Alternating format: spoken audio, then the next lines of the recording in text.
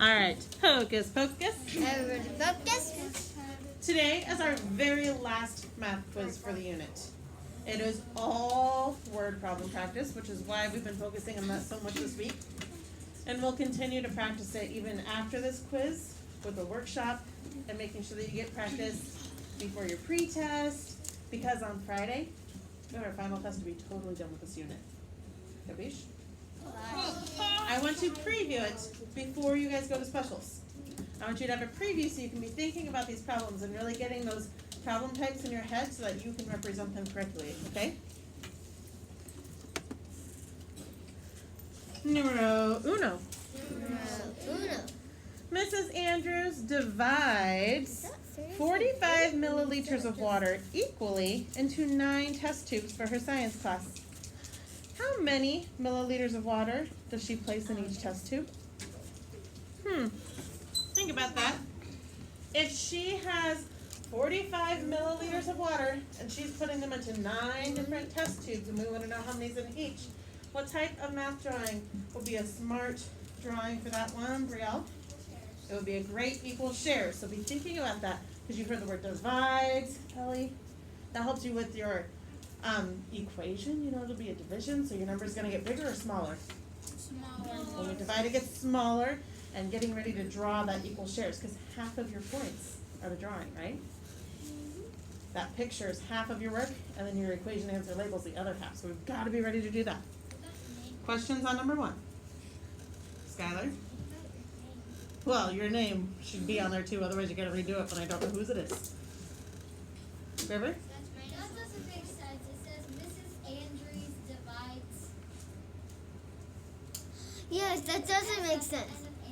Oh, because her last name is Andrews instead of just Andrew. Yeah. Numero dos. The chorus members singing at a school concert stand in 3 rows with 9 members in each row. How many chorus members are there singing all together? I hear the word rows and things that are in each row. What type of picture would be the best way to represent that? Mr. Hendricks? An array. And they told us we have 3 rows, so you can line your buttons up. And then they told us that there's 9 in each row, so we're trying to figure out the total, right? Okay. Numero tres.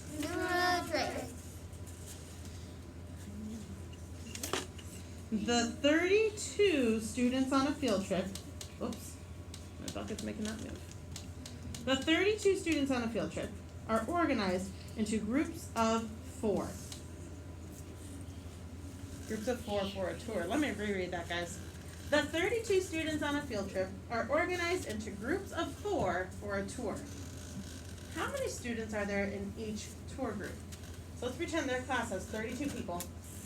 They go on a field trip where they're taking a tour and they say, hey, we need groups of 4. So they've got 32 friends and they say, here's one group of 4, another group of 4, another group of 4, another group of 4, another group of 4. What would be the best way to represent that problem? What would be the best picture representation of that problem? Eli? Equal shares. Equal shares. And this one's sneaky because you know how many are in each group. You get a count by your 4s all the way up, right? So you could be drawing your groups and going like 4, 12, 16, 20, 24, 28, 32. Oh, and you're going to stop. That will tell you how many groups it took. Numero cuatro. Susan arranges her model cars in 6 rows with 3 cars in each row. Now this is different. How else can Susan arrange her model cars in equal rows? Well, think about this, friends. I'm just gonna show you really quickly. Who can tell me how to represent what she has so far? 6 rows with 3 cars in each row. If you told me a blank by blank, whatever, what would I draw? Emerson? I don't think I'm finding square units in this one.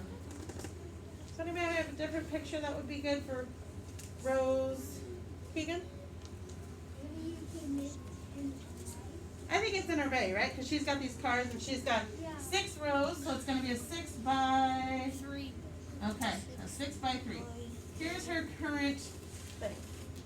Class. Who knows what 6 times 3 is? How many total cars does she have? Real. 18.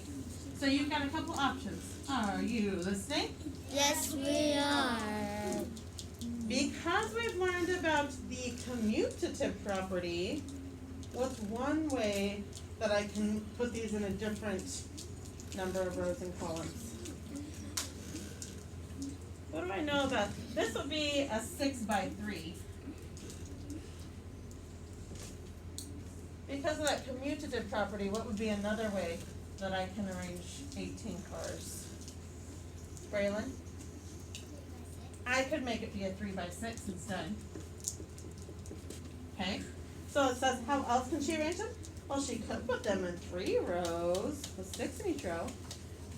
Guess what? Another way you can think of it is, what are 2 other factors that make 18? Does anybody know the other factors that make 18? Savannah? 10 and 8. Ooh, 10 and 8 are add-ins that if I add them it makes 18, but I need factors because we're putting them in an array, so we have to be able to multiply. What are 2 other factors that can be multiplied to make 18? 18 divided. It helps if you look at the targets. If you use your multiplication chart and you find 18 as a target, figure out what are 2 factors that could make that. 2 times 3. Adios, girlies. 3 times 6. Oh, GTA, Hendricks. Ooh, 2 times 9 is another way we can make 18. So you can have her arrange it in 2 rows of 9 or 9 rows of 2. What else is another one?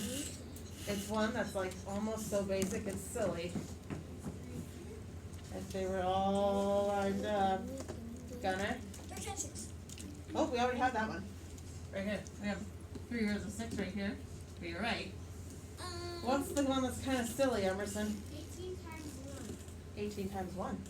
Or 1 times 18. So you could have just 1 row of 18. That's an equal row. Or you could have 18 rows of 1 lined up. But that's what they're asking. When I say how else can she arrange them, you're thinking about all those different ways that we can have rows of 18. Not rows of 18. And how all the different ways we can make equal rows to have a total of 18. Capiche? So that's what they're asking for on that. Last problem.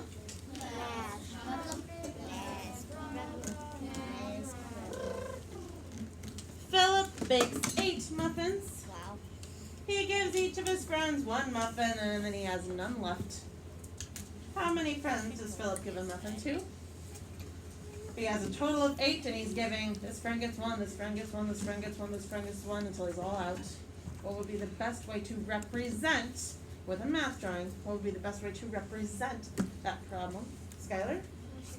It would be an equal shares again. Now this is a weird equal shares for your brains. Just to kind of give you a heads up. When you're only putting 1 in each group, we know something about my 1s. That identity property, if I divide by 1 or I multiply by 1, the answer is always going to be The other number. the other number. So don't let that trip you up, because so many of you are going to do it right, like you're going to solve it, and then you're going to go to do your drawing and be like, no, it's got to be harder than that. It's not. You're just going to keep counting by 1s all the way up to your total. It's 8. Christopher, how are you feeling about starting this quiz? Now that you've gotten a preview. When you come back, what? 5's like, I'm ready, I got this. 0's like, I'm lost.